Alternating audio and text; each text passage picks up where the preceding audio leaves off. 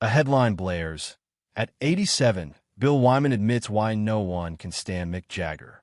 Clickbait perfection, dangling the promise of decades-old resentment, erupting from the Stones' famously taciturn bassist. The linked YouTube video likely features clips from Wyman's 2023 press tour for his memoir, Billy and the Wars.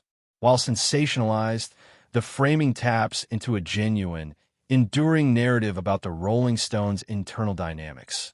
Specifically, the fraught relationships band members and associates have maintained with Sir Mick Jagger.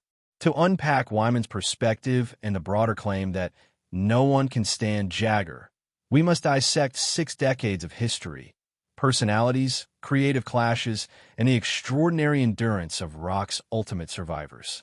This isn't about a single revelation. It's an autopsy of collaboration, conflict, and the cost of genius within a legendary institution. Bill Wyman was the band's foundation. Joining in December 1962, he replaced Dick Taylor, bringing stability, a melodic bass style, often using a pick, and a methodical mind, notorious for meticulous finances and archiving. While Keith Richards and Brian Jones ignited the early spark, and Charlie Watts anchored the rhythm, Wyman's bass lines carved the sonic bedrock. Quietly observant, he endured the band's chaos. Drug busts, Brian Jones' tragedy, Altamont, 70s excess, and 80s revival, with stoic resilience. His 1993 departure cited exhaustion from touring, not acrimony. He remained cordial, attending reunions like the 2012 Olympics.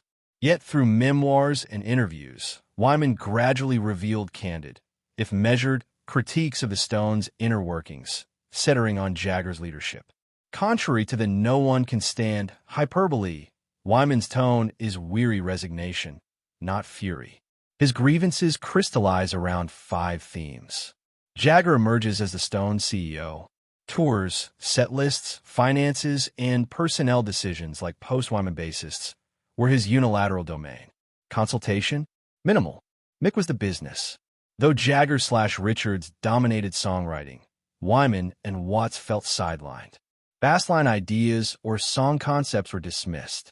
The rhythm section, however valued, were employees executing the Glimmer Twins' vision. Wyman's lack of songwriting credits remains a wound.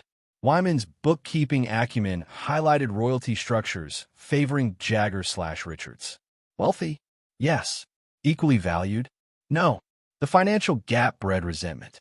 Jagger's aloofness, relentless pressure, and multi-role demands, singer, co-writer, de facto manager, made collaboration exhausting. Post-departure, Wyman bristled at his 30-year contribution being minimized or replaced without acknowledgement. It's less "I hate Mick," more working under his control was a test of patience. He acknowledges Jagger's talent and drive. The headline's universal loathing twist ignores this nuance. Wyman's experience reverberates across Stones' history.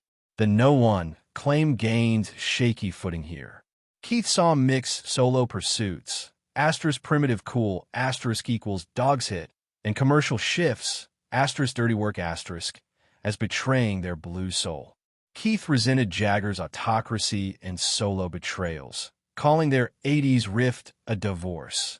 Unbearable, Mick earned Keith's infamous nickname, proof of deep-seated venom. Jagger's drunken demand provoked Charlie to punch him. * You're my fucking singer. * A hierarchy explosion. Watts tolerated Mick's demands with withering stares, valuing musicality over Jagger's business obsessions. Woody balanced Mick's/Keith's fault lines with a "that's just Mick" resignation, accepting friction as the Stones' tax.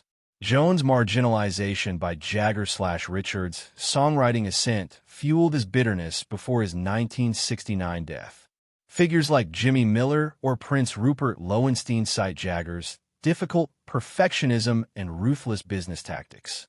Claiming no one can stand, Jagger ignores the Stones' 60-year existence.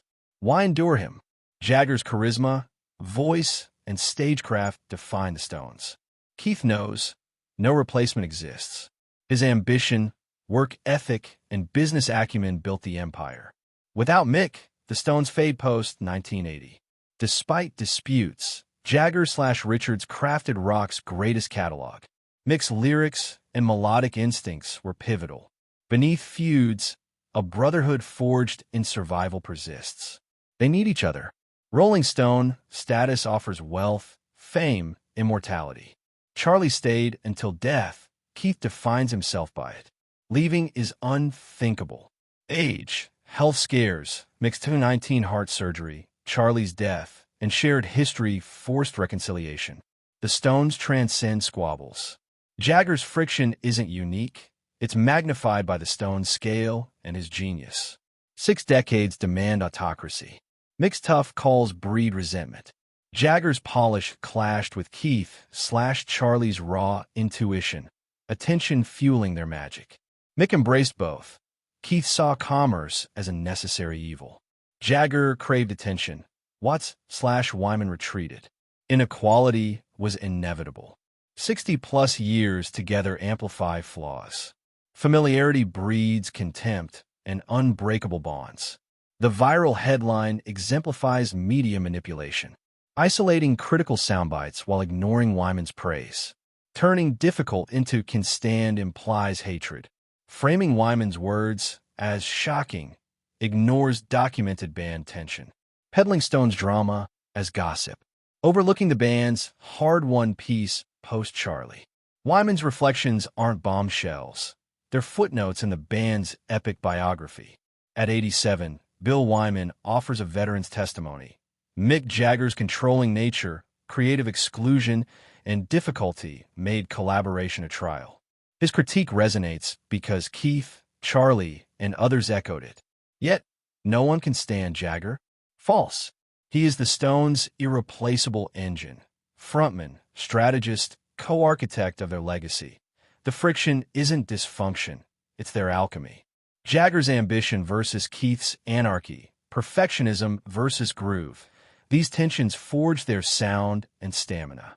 They endure him because his value outweighs his flaws. They tolerate the autocrat for the icon.